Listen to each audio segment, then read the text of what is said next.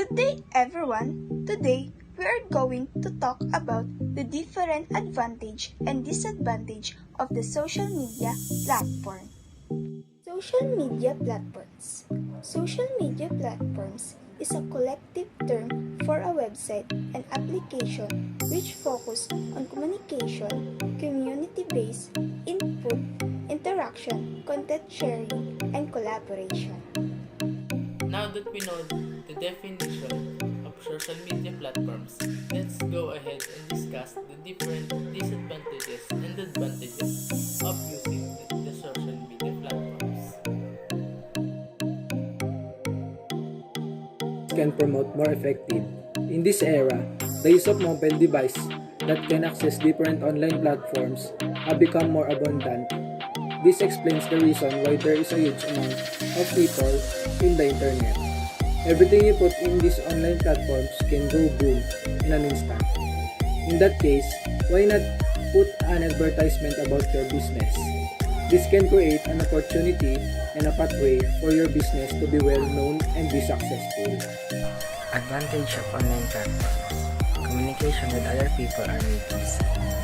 Mas pinapadali nito yung makipag-communicate sa ibang tao, lalo na sa mahal mo sa buhay na malayo sa'yo. Halimbawa nito ay ang email, messenger at kahit ano pang social media platforms na pwede ka makipag-communicate sa ibang tao. Public sharing is more creative. This is one of the advantages of online platforms. It helps to see unknown fact about how beautiful our world is.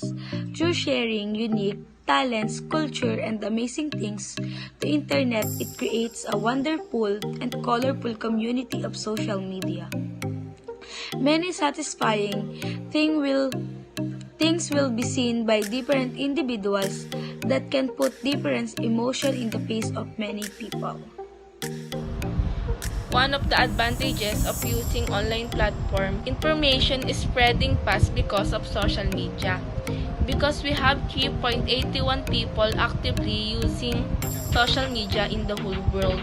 So if you notice, the issues is spreading very fast nowadays. Because social media is a friendly app, just one click, you can get a lot of information. Second, it is information carrier. No matter what information it is, true or not but interesting, it will spread easily.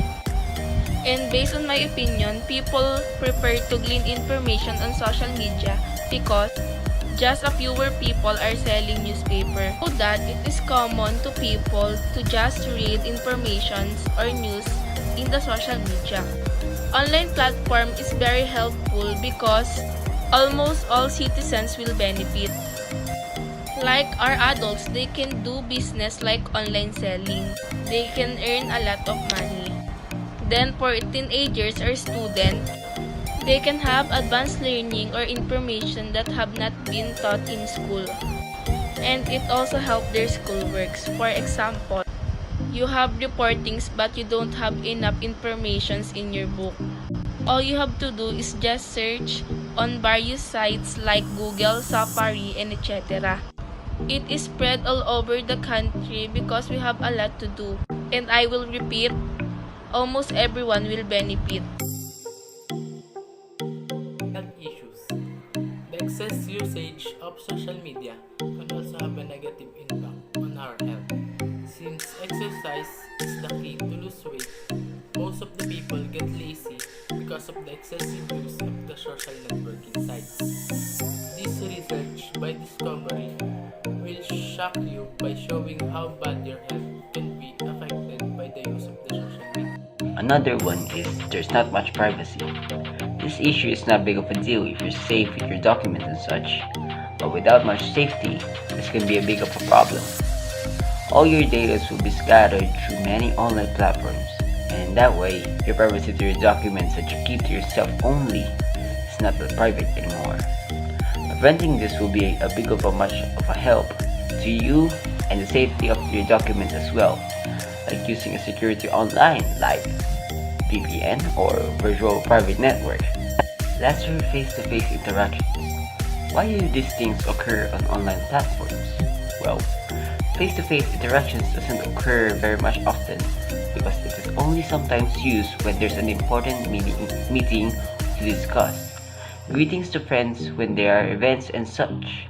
Face-to-face interactions often occur in personal interactions because in that way, we are able to communicate without having lag problems, and we can also express more when communicating to them.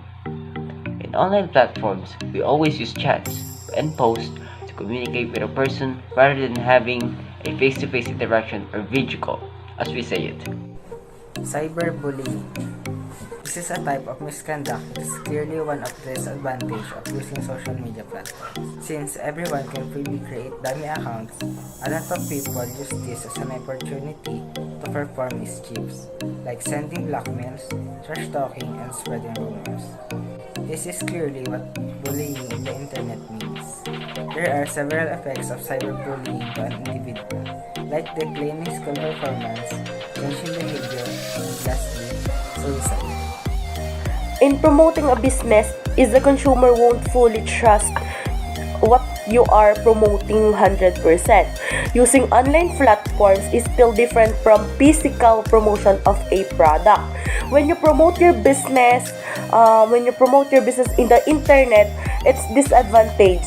It has a limitation of its scope to its audience, and you can fully trust everything on social media. Promotion of business by means of online platforms is disadvantageous as there are barriers of communication and other factors such as not having an intimate connection that is you would have when you're promoting a business by face-to-face conversation or meetings. And also, the disadvantage of online platforms in terms of promoting business, it can lead this to a miscommunication or it can lead us to misunderstanding. Another disadvantage of using social media platforms is addiction because too much entertainment that it can provide to us. It becomes a habit to use these social media platforms. But as the goes by, our involvement to it becomes more open until it's such the point where our behavior and attitude becomes affected and may result into a poor health. Another disadvantage of using the social media is that it is prone to hacking. Many individuals have enough knowledge and information about the advancement of our technology, use this as an opportunity to perform misconducts like hacking. One can fully manipulate and steal the personal information of the others. The hacker can perform scams and frauds like hacking bank accounts, getting the personal data or information that a certain user keep,